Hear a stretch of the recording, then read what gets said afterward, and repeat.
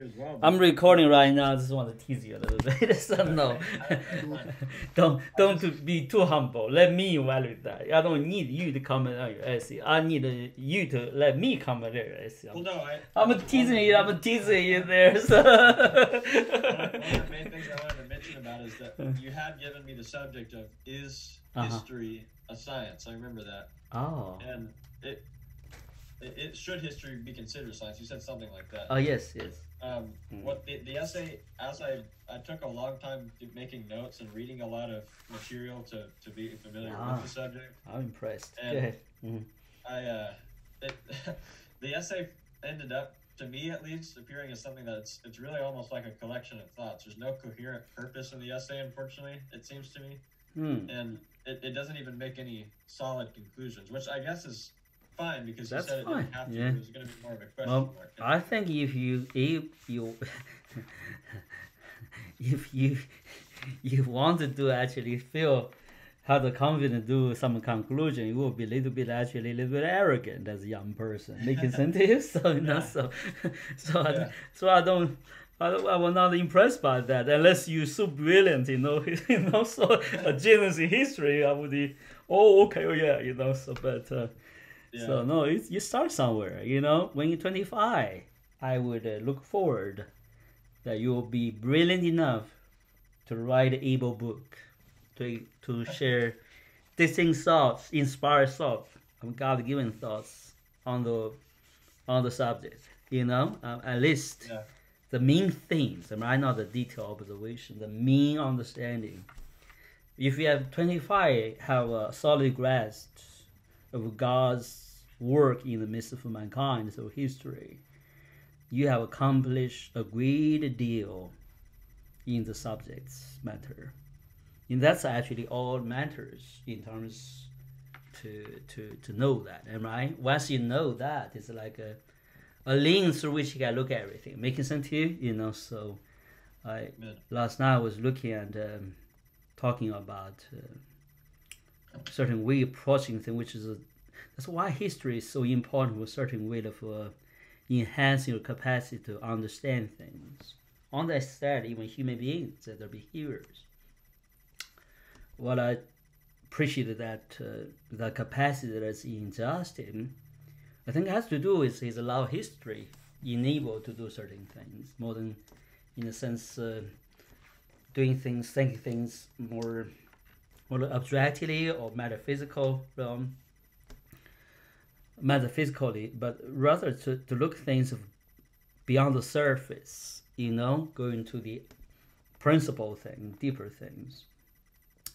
Now, I was using this parable a little bit. I said, in observation point, as an observer or studier of things, you have two ways to enhance the ability for your observer thing. One is called the microscope.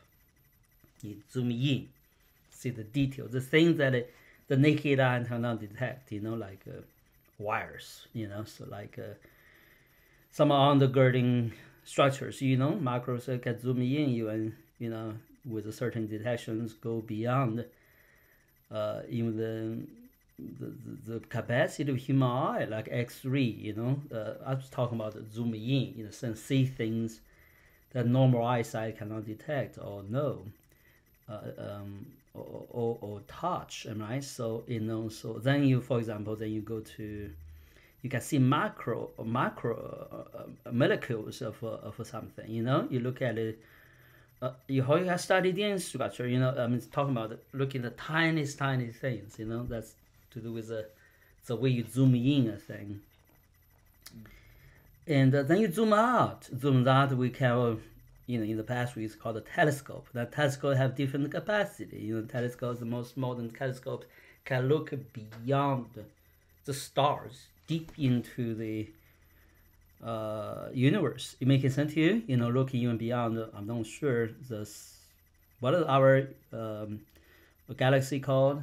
What our galaxy called? Milky Way. Yeah, Milky Way. We can look into Milky Way, right? That's my point. Sometimes you can even spot there might be a black hole out there, which don't emit any light, supposed to be, but you can look around, and even send crafts out there in the space to detect, waves, sounds, whatever, signal, energy, waves, stuff like that, light patterns, stuff like that, so, and I think the universe as mass as concerned, the visible mass is only counted a small portion of the mass out there. So there's a dark matter, is called, out there. So we detect dark matter. Nobody can see it even.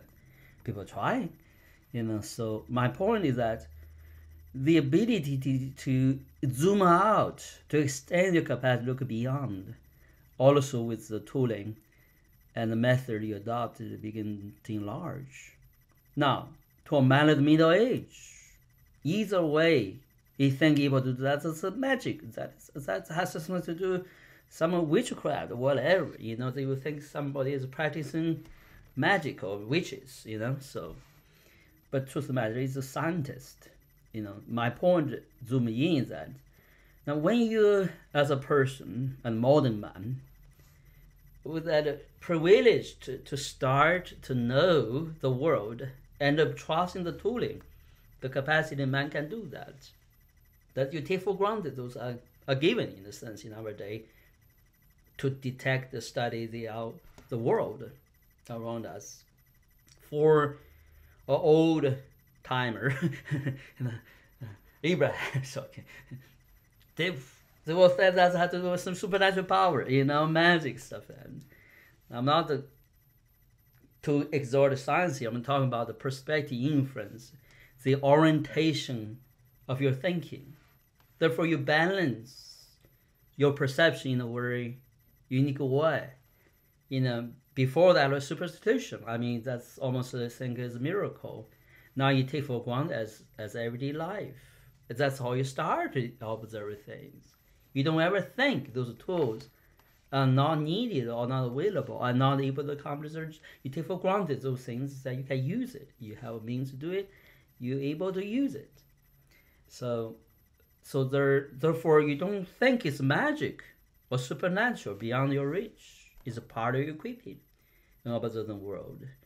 I may elaborate too much, but come to a point, therefore, your orientation, your starting point to evaluate your capacity with the outside world begin to change, to shift. To one, it's almost miracle, impossibility. To other, it is for granted that's built in your toolbox.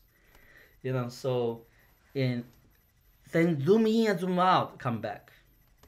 So the one in the middle can zoom in, zoom out, look at things for sure. He can do that. He can look at little fish, then look up the sky, see an eagle.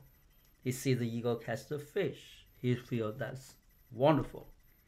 Today you can see, oh my God, I can look at Saturn, I can look at Mars, to study the surface, study the rock, study the, if the rivers or river course, I don't know exactly out there, whole gas being formed. I'm just talking, so, and then you come in, you can see them, the little, what kind of micro life in a river source, all right? So for that. So your capacity enlarges, therefore your balancing point, the point of balance for you also changed. Now apply this to your spiritual capacity in order to enjoy a balanced view of things. When you have the capacity to balancedly look at things, always find the balance, as your conscious talk about the middle or something, a mean, that's the wrong word. It really means find the proper balance, found the point of justice, if you will. So like a padding, am I right? A padding roll to the left, roll to the right. But when eventually they're going to stop, be still, they're going to point downward, straight downward. So the flowing to the left, sway to the right, is always centered, come back to the center point. But whether you're swinging, especially if your perspective is not overview, suppose you end on the padding, You will never know the balancing point. But outside of you, to look at the clock, you know exactly, oh, there's a pattern for the clock. Look, it's always in the middle. There is a balance there, downward. Your point of view changed. So is you learn from those points, you zoom in now to enjoy a spiritual point of view, a balanced point of view.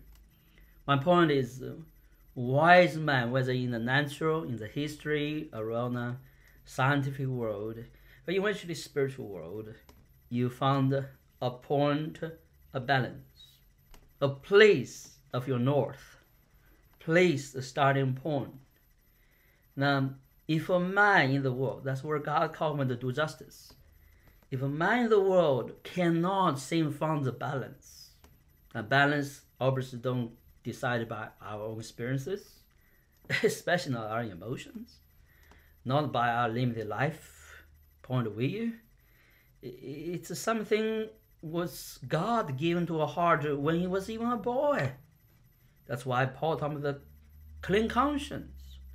Unfortunately, man is such an easily deceived and misled creature, which is the sin from nature of man in the beginning, give a prideful and self-confident way to continue want to apply and change, even change the balance of God, apply their own balances in a sense, rather than to learn God's balance, learn God's point of view.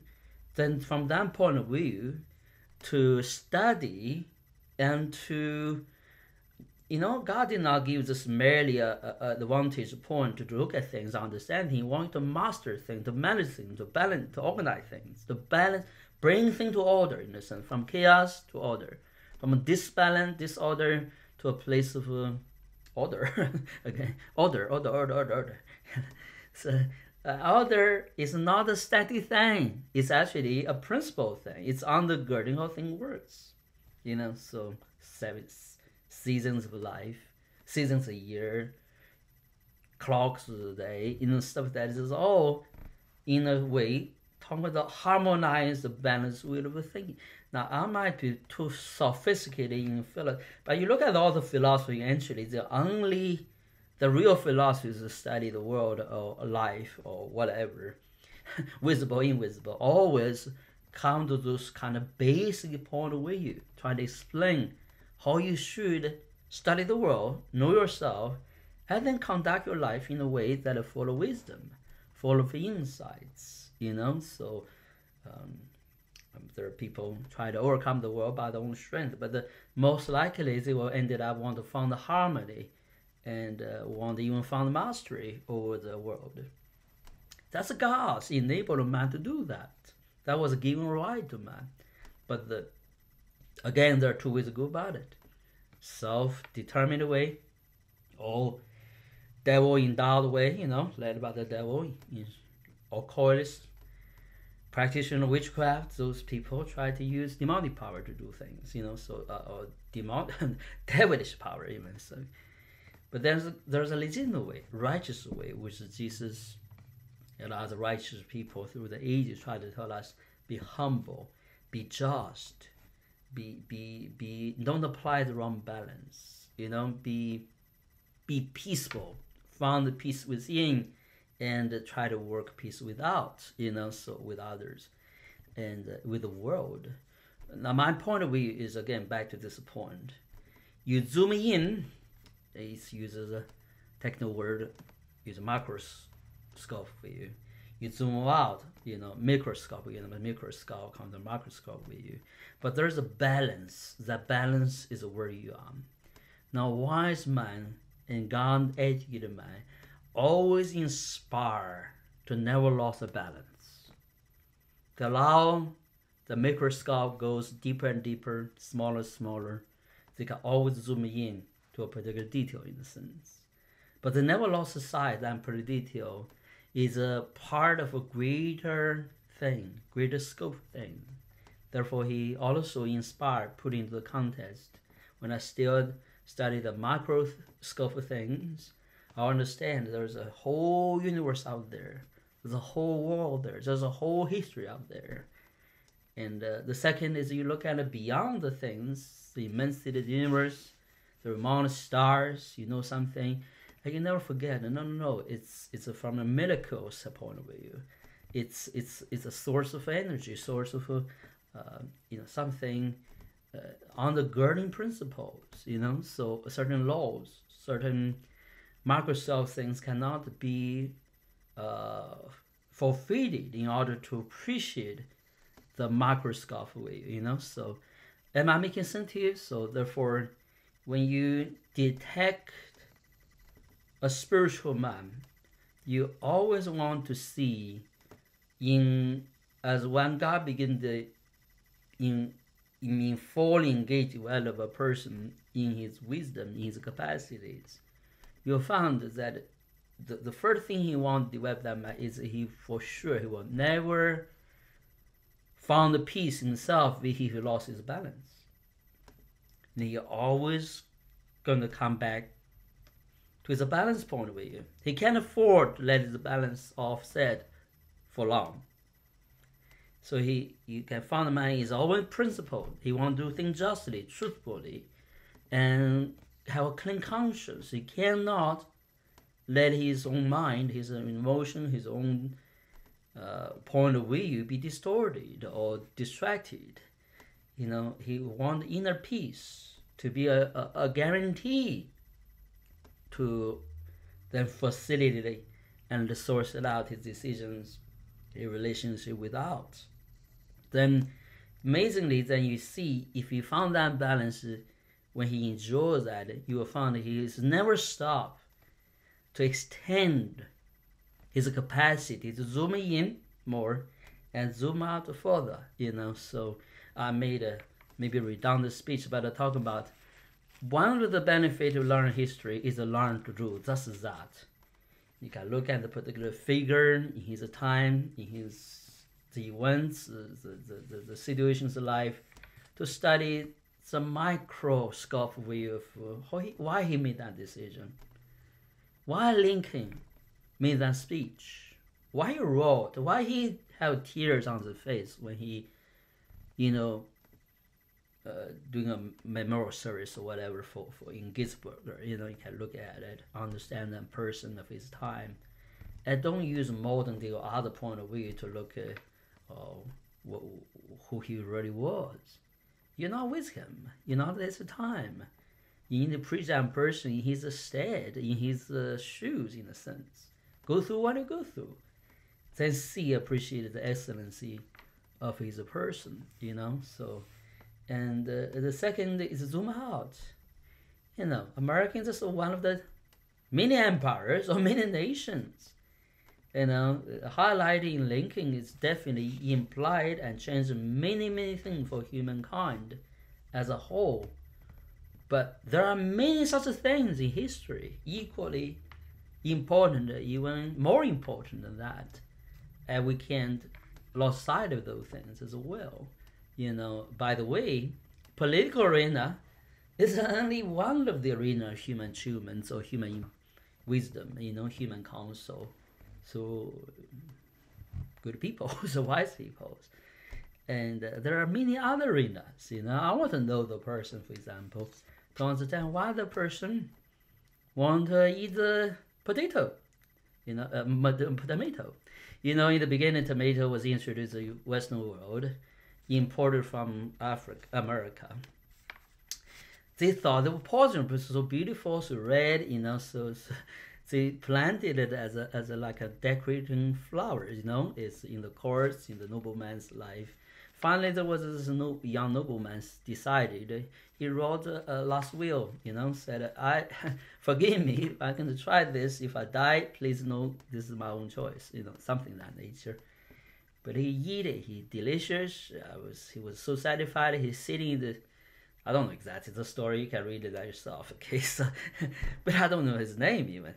I forgot which nation. I think either France or Spain. I'm not sure now. So he ready to die. He basically sitting in the chair waiting to die. He didn't die. He really liked the food. And next he didn't die. He didn't tell everybody about it. Excited everybody. So everybody began to eat the tomatoes. So today you have Italian, Italian spinach. What is it called? Italian course, so dry potato, all kind of potato sauces, tomato sauces. Sorry, that's all because one young man in Europe decided to try this so-called poisonous fruits. Can you imagine that young man? Why he did that? I want to know. I want to understand that. I want to understand that man, and his one seems foolish and useful decision changed the whole course of human cuisine in a sense. I mean, it seems small, but then you think of the impact of it. That's not small. So somebody invented a chair, invented a table, certain things on nature. Somebody turned to learn to print. The art of printing things on the pages. Sometimes learn to make paper. So those people, why they did what they did, what impact have on human life, we need to look at it as equally important, if not even more important, than some political figures, which only garnered attention today. But the truth matter, those people have a unique undertaking in life. They were spending their energy interest in pursue something that can benefit others. They're not, I think, this foolish inventors fantasize they're going to be an inventor. They are a dream purpose to better life, improve the life of everybody around them. There's something there drive them, maybe more passionate, maybe more impressive to us than that thing that drive Lincoln to be a good president. Changed many lives in his age. With that, I do want you to pray. Then we get on the essay. I hope that it will give you a better understanding. I think you already know. I just, together with the articulated certain important way to look at history in a more cohesive and more beneficial way. So you go ahead and I'll pray. Yes, Lord, I thank you that you would bring up this subject, Lord, concerning, Lord, our perspective of life, Lord, not only as it concerns or the way that we learn about the world around us, or the way in which we perceive reality, Lord, and Lord, the meaning of life. Lord, I do thank you for once again the consideration of this principle, Lord, of moderation, Lord, of balance, Lord, which certainly in my earlier days, Lord, truly did inspire me, Lord, and still does inspire me, Lord, as it is truly, Lord, a key, Lord, to unlocking, Lord, the profound yet very simple mysteries of life, Lord, even the way in which you would have your people, Lord, live, Lord, for your, Lord, the principles of your kingdom, Lord, of the way that you would have your people even conduct themselves, Lord, in this natural world, even in the spiritual realm, Lord, is not one of mysticism, Lord, of complex theory or anything of that sort, or but is rather one of a simple obedience, Lord, to your Spirit, Lord, finding a balance in all things of life, Lord, not doing, of course, too much in the perverse or bad realm of life, nor in, Lord, what we consider to be good and pure, Lord, but rather finding, Lord, that middle ground, which is rather than being a place of stagnancy, Lord, is one of life and of energy, and Lord, of a true peace, Lord, knowing who you are in a more intimate way, Lord, for you yourself are found in that place. So, Lord, I pray that we would continue to pursue it, Lord, live lives that in a way, Lord, manifest and prove its existence, Lord. Yes. And I pray these things in Jesus' name. In Jesus' name. Our discussion often talk spiritual thing, and I can't help escaping. So that's interesting. Yeah. Anyway, I do want to read your essay right now, so okay, don't get Okay. delayed. So now I don't have a copy from you. Can you share that with me? So Yeah, I can share my screen too if you want. yeah, sure. Uh, I wanted to mention Huh? one last thing about that. I had a feeling after thinking about that you probably Oh, that you it kind of break the out a memory little bit. became pretty. Oh, can you hear me more? You break out. You said you have a feeling of what? I'm sorry. Oh, I was saying I had a feeling you would probably not appreciate it about the essay is that it's that the way it's written is kind of, I guess, scholarly in a sense, and I didn't Oh. particularly. You never know me. You never know me. I like scholarly things, you know. So. Well, it seems like usually you like things that are written in a clear and more coherent way. Oh, okay, yeah. I'm kind of again I'm kind of disappointed with the essay, but Don't be disappointed. It's trying, so it's all starts somewhere. You know, look at my essay when I was young. Yeah. Trying to be sophisticated all the time, you know. So, Right. and I don't know what I'm talking about. I'm joking. So, everything takes time, especially on the challenging subject like this one. You know, so you want to bring some depth and breadth to it. It might be hard for a young mind, you know. So I'm just glad you're doing that. So yeah, doing it. So let's go on. So how you want to share that with me? I'm trying to send it over to you. Okay, let me enable. Oh my God, I disabled. Let me sign in first so you can share the screen with me. Sorry. Oh, where's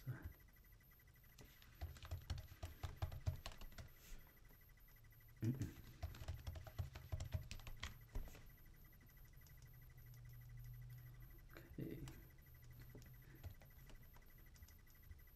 So you don't want me have a copy?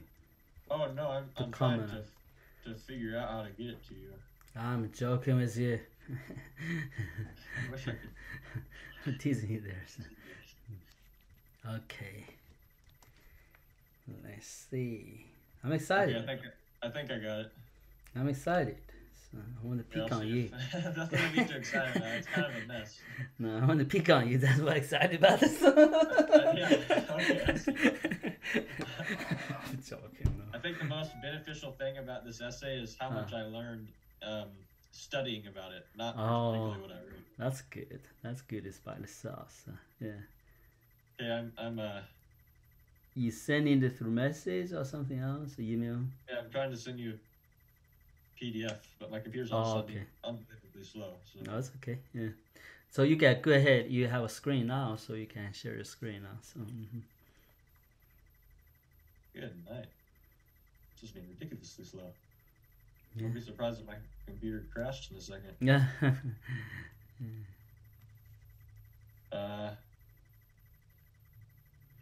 Okay, hold on a moment. I'm almost there. Okay. I sent you the PDF if you want to look at it. Yeah, thank you. I got it. Oh, yeah. There you go. Yeah. Oh, wow. Okay. You want me to read or you want to read? I'll read it. You read it. Good. Good. Yeah. Okay. So the essay is entitled Thoughts on Tolstoy's Historical Discipline. And here's the introduction. Are you there? Yeah. You got everything? Yeah, you break out a little bit, so. Sorry about that. That's okay. Okay. The greatest works of art often confirm what we always felt to be true and good, or expand our awareness of what constitutes reality and the way we perceive it. In either case, we learn something more of the nature of truth, of which we all seek a more perfect understanding. War and Peace by Leo Tolstoy is such a work, in which the characters serve rather as manifestations of the novel's true protagonists: free will, inevitability, the theoretical and the practical. The diametrically opposed become unavoidably inseparable through the marriage of seemingly contrasting worldviews.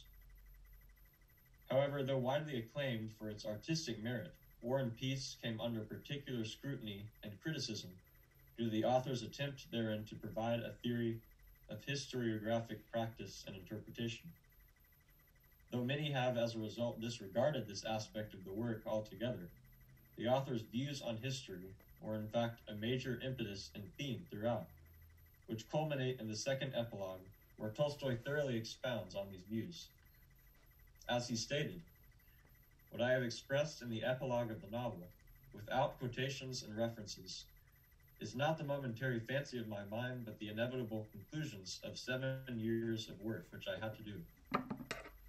These conclusions, of course, have intriguing implications on what defines history as a subject of study, as Tolstoy seems to imply that history is a unique sort of science, while simultaneously criticizing certain tendencies of scientific reasoning. A brief overview of this second epilogue and clarification as to what defines a science will provide a suitable context for understanding Tolstoy's view of history's purpose and exploring a more comprehensive meaning of the subject of history.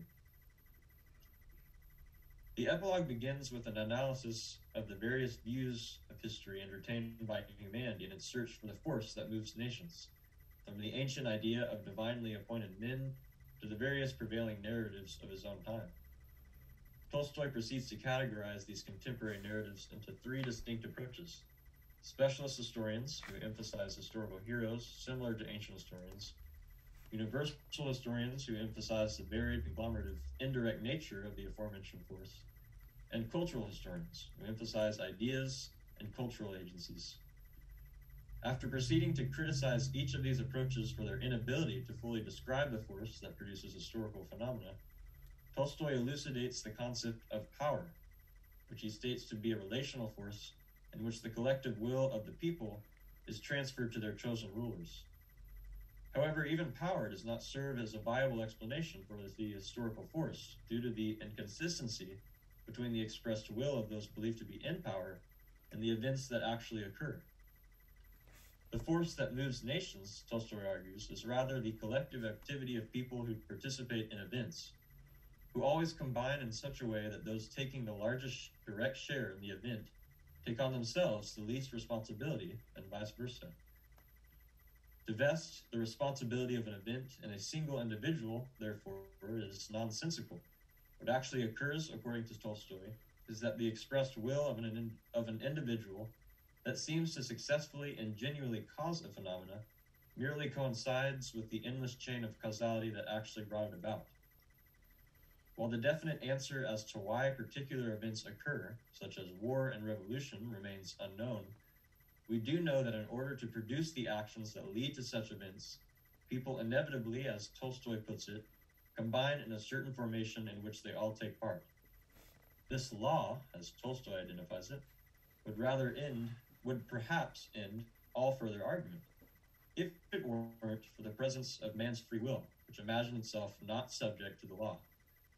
In the remainder of the epilogue, Tolstoy provides an extensive analysis of the issue of free will and inevitability, our awareness of which, he argues, depends on the entities of time, space, and cause. In several instances throughout the epilogue, the study of history is implied as a science. In one place, Tolstoy states that the philosophy of history can and should follow a path contrary to the other sciences. Instead of defining the conceptions of free will and inevitability in themselves, and then ranging the phenomena of life under those definitions, history should deduce a definition of free will and inevitability from the immense quantity of phenomena of which it is cognizant.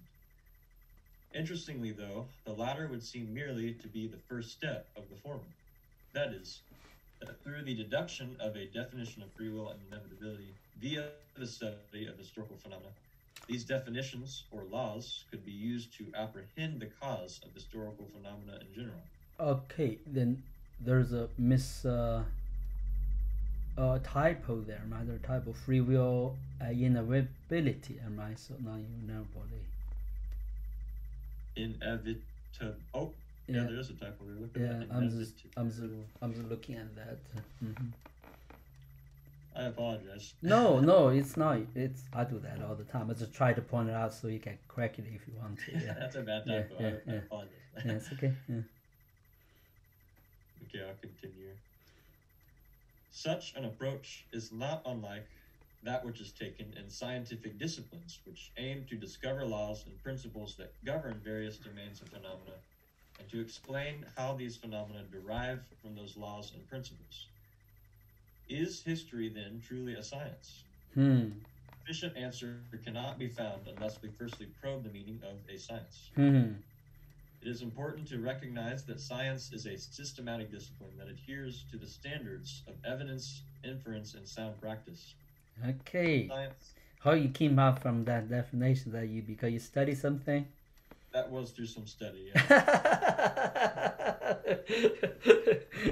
Well, I was laughing because Tolstoy have his own definition allude to former paragraphs said he has an idea of what a science look like, yeah, right? So yeah, interesting enough. So Yeah, I anyway. actually touch on that a little bit. Yeah, exactly. So his idea of a science may be different than this definition. Is my point. That's precisely what I say in my essay.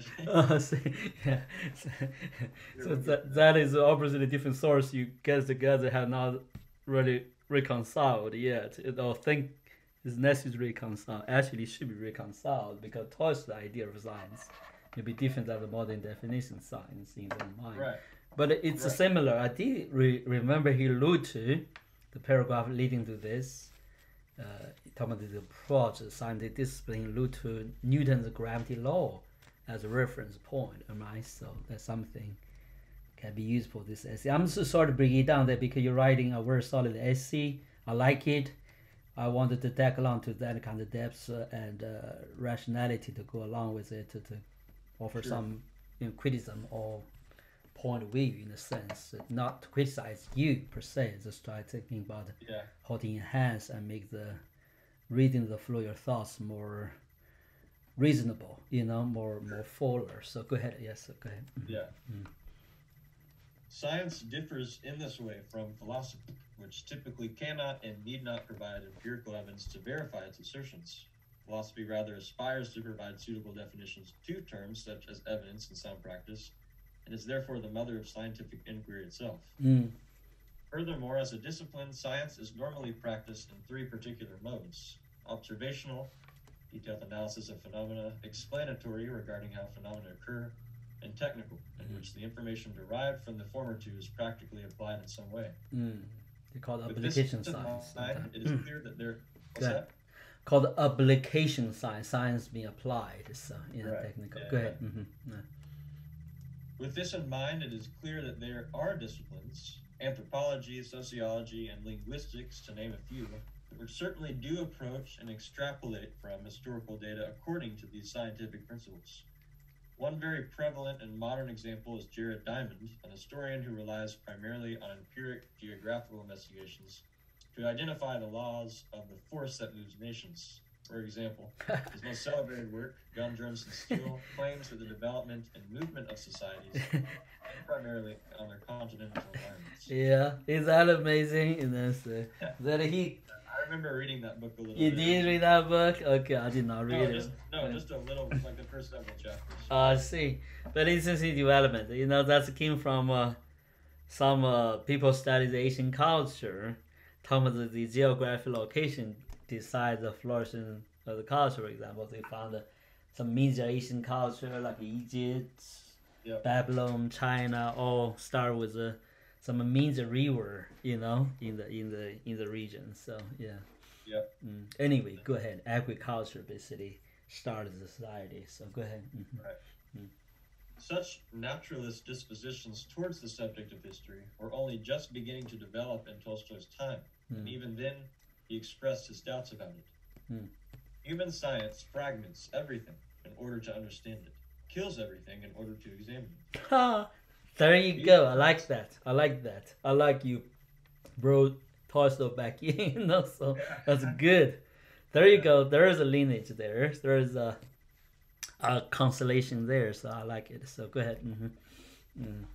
These words concisely express his thoughts on investigative scientific reasoning, in which empirical observations made through isolating segments of observable reality are analyzed in order to understand specific outcomes and thereby deduce causal inferences. Earlier, Oh, hold on. There's a typo again. Causal, you said, not causal. You should use a causal, am I right? How do you? Let's see. Wait, how is that spelled actually? CEU. You're right. Yeah, CEU. CUSE. Oh, yeah. Oops. Yeah. Not the causal. Causal and causal is so diversely different. So dimensionally different here. Yeah. Thanks for catching that. Yeah. I'm just reading. Go ahead. Those are the worst kind of typos. Is one where you don't actually spell it wrong, but completely get a different word. Yeah, you tell me. I do that all the time. Yeah, I hate doing so. Yeah, no, it's okay. All right. Yeah.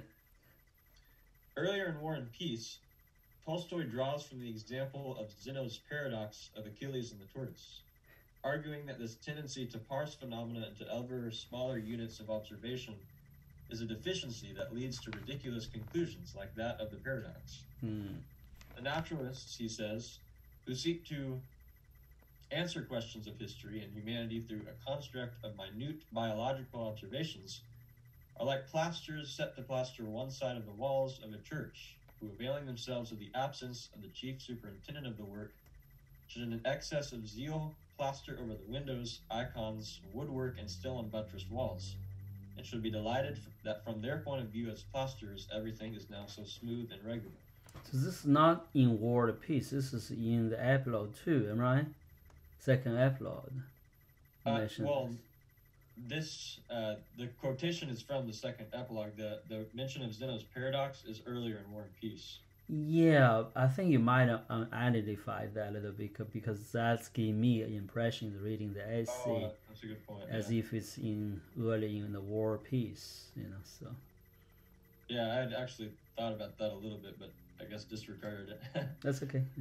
Yeah, that's a good point. It's probably better to clarify that. Yeah, tell me, because I forgot totally the story, Zeno's paradox, Achilles and the turtles, what that is. It's basically where Achilles, who's like a strong Greek warrior, is racing against a tortoise, who's obviously one of the slowest animals. And according to Zeno's paradox, like the turtle has a bit of a head start in the story, and that technically or paradoxically, Achilles can never actually pass the tortoise because whenever Achilles advances, the tortoise is always advancing by like one small amount. So however close Achilles gets, the tortoise is always advancing a little bit more, infinitely. Yeah, that's called infinite possibility or something like that. Am I right? That's right. Later on become a mathematical diagram, but it's like somebody always move ahead half the way left. You can actually never reach the end. Okay, yeah. Paradox where he's see. Actually, infinity. Yeah. And he's always half an amount smaller, and so that means he technically will never reach the end. Yeah. That's a concept infinity came from. Also, limits came from. So probability study. Would basically say that there's not even any such thing as movement. That's too much. Sorry. See. Movement doesn't even exist. Oh yeah. He wouldn't actually believe that. He'd think Zeno was actually trying to. He had other goals, but I won't go into that. That's okay. Yeah. Can you imagine? Listen to this story. Okay, you have an ant doing the opposite on the back of the turtles, as against Achilles where he came from. Right? Yeah. So the ant or whoever doing that will think, oh my God, running maybe faster than Achilles, some kind of thing. So think of the opposition point. It came So anyway, I'm overstretching the story there. Yeah. You imagine the ant have his own mind. He was thinking, oh my God, look at that. Anyway, I'm joking. So that's a joke. Okay, so go ahead. Historians in a similar way. That's where we are. Okay.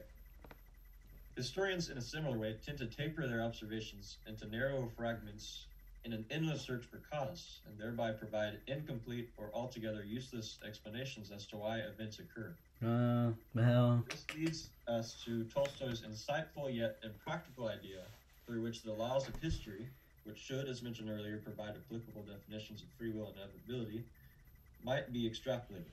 Simply put, by taking the sum of the infinitesimal elements of free will.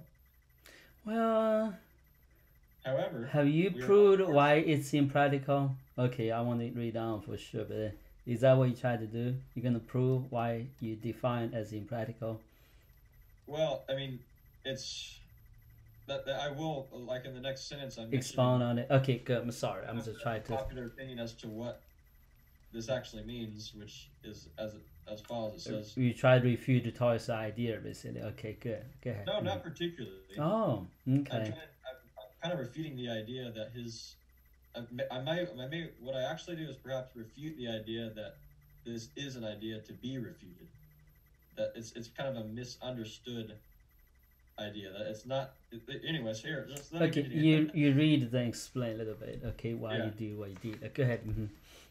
However, we are unfortunately not provided with any applicable way in which this might be done, and thereby appear to reach the limit of Tolstoy's historical theory. Simply does not have the capacity to handle and interpret historical information in an empirical, testable way as a true science would.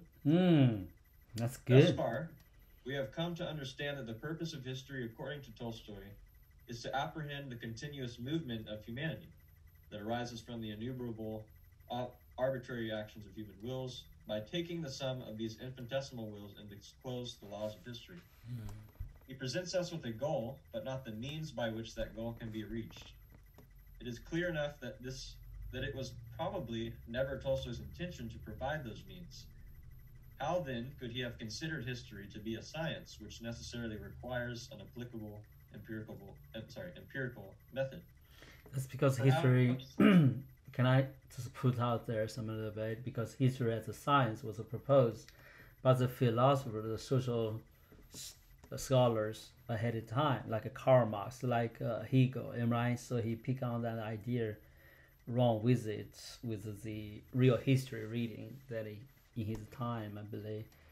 He tried to reflect on what he read, basically, and the philosopher, or so-called historian, the entire philosophical historians or philosophy of history try to answer and how to read history, especially that one. As I mentioned to you, I hinted by Hegel. There's a called the study history. Those kind of philosophy books, and treat history as if it's a subject for science. So that's from those philosophers started. So anyway, I try to parse out those concepts in Tolstoy's own mind, in a sense. Go ahead. I'm sorry.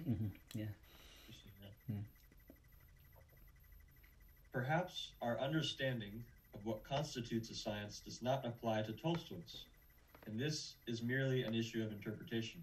Indeed, in Tolstoy's time, the field of that says the science, it should say science.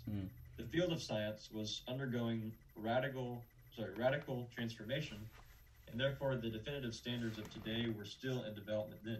Yes, there you go. That's the key, because the definitions of science in Hegel's mind is definitely different than today's definition of science itself. So In fact, science perhaps may still be undergoing a change of meaning. Absolutely. They try to say in peril, someone had been detected. That's not actually even science what try to do. They will say they look to evidence, but most of the science in the theoretical realm begin to touch in what conscience is. When then they call it neuroscience, I do not understand neuroscience has even nothing to do with consciousness, what it is. They talk about the reality like a multi-universe. How you can empirically detect those things?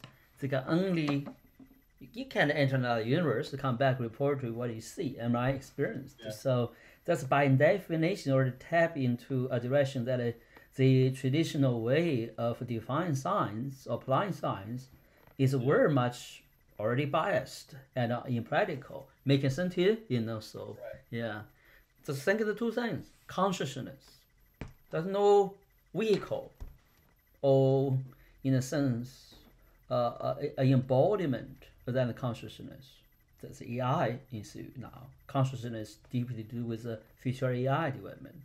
And people cannot understand that. The quantum computing begin to open up a whole realm that interrupted the way of computation getting done as used to be.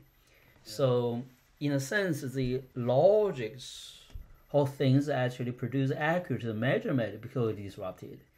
Because in quantum computing, which computer even runs with accurate results now, but it's all possibility. So it's not a delineation 1 plus equal 2 than accuracy computing anymore. Measure 0, 1, 0, 1. So so that is a mystery, because that's self-contradicting. You got a quantum computing produce the even better accuracy and speed, a deliverance for the result of a computing process than traditional computing powers or processings. I'm sorry, speaking things I'm not familiar with the terminology. Okay, just try to grasp the essence of what I try to say. So that literally challenges the way how you do actually to measure things. Accuracy means measurement, right? The possibilities give you more accuracy to measure things with the thing you can actually rely on. Say this is 100 accurate. This is a proved accuracy, proved the process to make sure the result is right. You don't even know it's right or not. And in quantum computing, what it means is accuracy, what it actually means, the whole person never knows it's right or not, it's accurate or not. So it means it's guesswork, follow a certain pattern, yield to the possibility of a result. It turned out to be more accurate than real step-by-step computing. By the way, then related to that is a consciousness. How you know it's right? Because when you come to that point, you got a dilemma. If I do traditional computing, that prove the result is right and without fault, imagine it's carried out regardless of the computing power now, with the result itself. I said that's right, that's the right answer. Is that should be the standard for accuracy, or this quantum computing gives a more accurate, supposed to be, a more fast result than the traditional computing, or that should be the standard?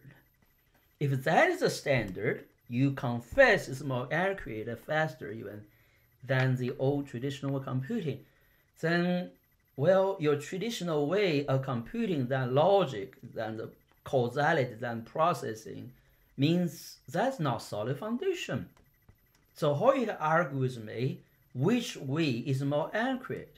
You have an option there. All these somehow combined together, they all equally have weight in deciding the accuracy of result. And that's very big questions. Making sense to you? I'm just talking to you about certain things. I don't have to think about this topic before today, actually. So this is splashing my mind. Now, that's the topic of the computing power. That's literally dissolved the so-called solid foundation scientific method.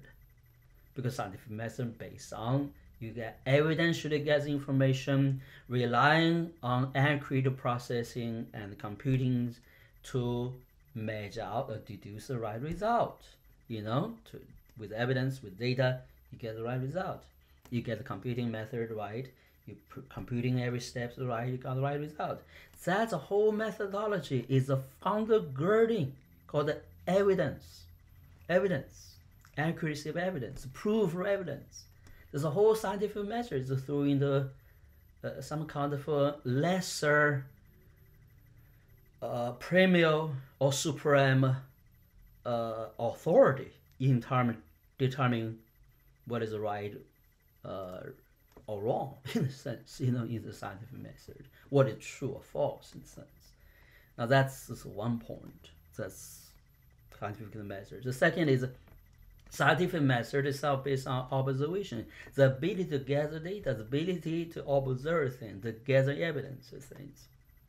Now with multi-universe or consciousness, it's sometimes it's like out there, right? Don't you can't measure, you can't detect, you can't even know how to get there. I mean, not to detect. You don't know what evidence you actually get. You get it piece to piece. So, but you know it's existing there. I mean, it's there and works and impact your life, impact this world. So if they're actually there and they impact your world, you can't detect it. Your scientific is basically the kind of called you have ability to gather evidence by itself is not accurate enough. That means the scientific method is redundant or powerless, or at least less adequate to study those universes. Am I study those results? Making sense to you? So the old ways, at least detection, is falling far short. Is that means some other idea approaching those realities are wrong, totally out there? For example, spiritual world, maybe to do with it multi-universe, that kind of concept. You can't tell me you want to deny spirituality right now. If multi-universe is there, has something to do with your spiritual capacity, actually ability to detect those things that it is there. Are you want to tell me spirituality is an enemy of a scientific method? That's the traditional proposition and conclusion of many atheists, at least hold today.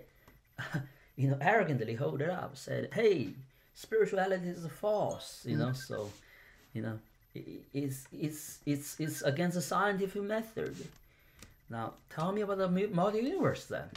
What if it exists? What is our reality there is that a scientific method cannot even detect? Now, impossible to even gather evidence or gather data to prove your theories. I'm just elaborating on those ideas for science, and right, you need to expound those kind of things when you talk about the treating history, which in a causative way, in a conscientious way, how you gather information from history, how you study as so-called the scientific method, the process, and interpret history. So things are fundamental.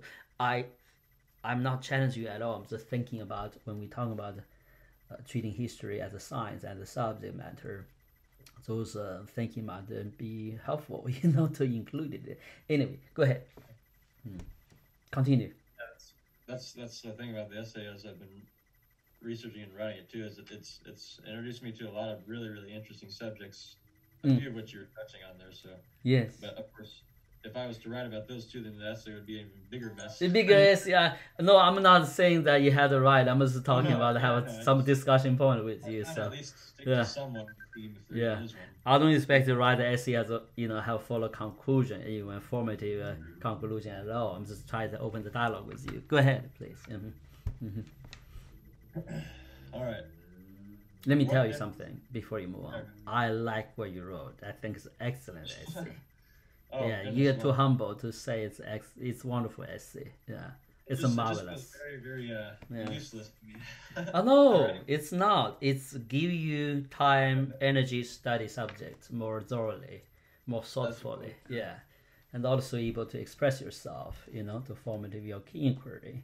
Again, in the beginning, I think I talked to you about. I don't think you need to come to conclusion. I just want you to write an essay to ask the relevant questions, to propose some questions, some theories, to some proposition or hypothesis, even making sense to you. That's okay, So go ahead. Okay, I'm here after the parentheses. What then was Tolstoy's intent? It may be that Tolstoy, in his search for historical law, devised a new method of inquiry altogether, one that takes into account the infinite and allows for uncertainty. This is better understood in contrast to two somewhat antithetical philosophical systems, positivism and postmodernism. The positivist conception of history, upheld by anthropologists and sociologists, purport that any rationally justifiable assertion concerning historical data can be scientifically verified or is capable of logical or mathematical proof. Historical sources thereby speak for themselves. Postmodernists, however, question the very epistemological frameworks of I'm other. so sorry. Can you pause there because I was distracted by some messages back first with Oh, your dad. I want to read again from this page. So where it says the positivist. yes, exactly. I'm sorry. I just alluded to that. Sorry. Okay. The positivist conception of history, upheld by the anthropologists and sociologists, purport that any rationally justifiable assertion concerning historical data can be scientifically verified or is capable of logical or mathematical proof. That's a fallacy. That's stupid. Sorry. Historical sources thereby speak for themselves. Postmodernists, however, question the very epistemological frameworks of other historians, claiming that historical fact is inaccessible, as all historical phenomena are subject to some level of There you interpretation, go. That's a good one. imagination, and Yeah. ideological influence. Yes. While the former understands history to provide concrete, finite, provable laws, the latter insists that such law is impossible as a result of inevitable subjectivity and varied interpretation.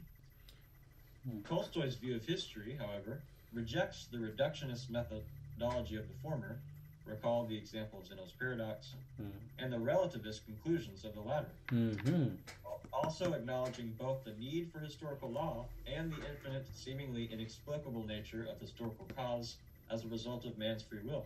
Because it's not infinite free will. The problem is that all this matter think history and human development is by its own will, without its own activity, thoughts, record. The wrong source to read history to begin with. Without divine revelation and that point of view, you never understand history. I'm talking about not his Tolstoy referred as, a divinity in the limited history in the past, treated classical history, basically, that kind of a narrow and biased point of view. But there is, overall view. There's God is a maker of math history, as a governor of math history, and a judge of math history in a sense. So I'm just talking throughout the comments there myself. Those are paradoxes man made, literally, and the struggle they're in. Therefore, they're in a box. It's the refusal actually to think somebody can have the ability to enter into God's point of view and receive divine revelation to look at history of mankind. I don't know how to explain that. Unless one's mind has that kind of visitation encounter, you will never think that it's impossible. So which is very unfortunate. The second thing is that kind of encounter and point of view is very hard to translate in this kind of languages. To interpret it anyway. It's impossible in part through human thoughts even. So go ahead. As a result of man's free will, and it says, which, as Tolstoy explicitly states, imagine itself subject to no law, a basic implication of postmodern thought. Uncertainty, it seems, rather than a hindrance, is a necessity in our pursuit of historical law. Using as an example the historical context of Copernicus's revolutionary principle of heliocentrism, Tolstoy concludes the second epilogue, arguing in favor of our need to recognize our dependence on something we cannot explain in order to arrive at a conclusion regarding the existence and nature of historical law. That's very good one. And this is a pretty big quotation, so I apologize for that. But oh, no. I like it. If it's a matter, it matters. So I think this is a very good one. Yeah, so go ahead. As in the question of astronomy then, so in the question of history now, the whole difference of opinion is based on the recognition or non-recognition of something absolute, serving as the measure of visible phenomena. In astronomy, it was the immovability of the Earth. In history, it is the independence of personality, free will. As with astronomy, the difficulty of recognizing the motion of the Earth lay in abandoning the immediate sensation of the Earth's fixity at the motion of the planets. So in history, the difficulty of recognizing the subjection of personality to the laws of space, time, and cause lies in renouncing the direct feeling of the independence of one's own personality. Yeah. But as in astronomy, the new view said, the problem in history, in this definition, is actually the self-conflict nature of the term called free will. Even Tolstoy himself here self-contradicts himself. He was talking about the free will is actually not free will. You know, so I'm talking. Look at that. I think free will, as with really any concept, is considered or could be treated as an idea, perhaps a sensation, as he's putting it in this way. But the idea of free will is pretty conventionally defined as a personal choice, right? You know, a free choice in the sense of right. initiated Which by he's the saying person. may yet merely be a sensation, not a reality. Exactly, they saying they define actually by the feeling and the independence of personal value. That's his definition of free will. But he said that there's a law of space time that cause actually decide that, you know, influence that. It's a context for that, a starting point for that, in a sense, and all the sphere existing for that. So in a sense, that's not free will. What was the important thing about his use of space, time, and causality was that is what determines or affects our sensation of inevitability and free will. It doesn't determine the absolutes of inevitability and free will, merely our perceptions of them, is what he was saying. I understand that, and that's my point. I'm not criticizing his conclusion or his expression. I'm talking about the idea of free will itself as a concept. Yeah. You know, Tolstoy's inherited from others to use that word from a theology of old, in old times, like St. Augustine, whatever. And itself is a huge misconception. It's a misconcept to begin with. There is no will that is free. Right. You know, in a sense, you may think it's a personal choice of free will, the definition, but that is very much wrong to begin with. You know, as if you make decision for some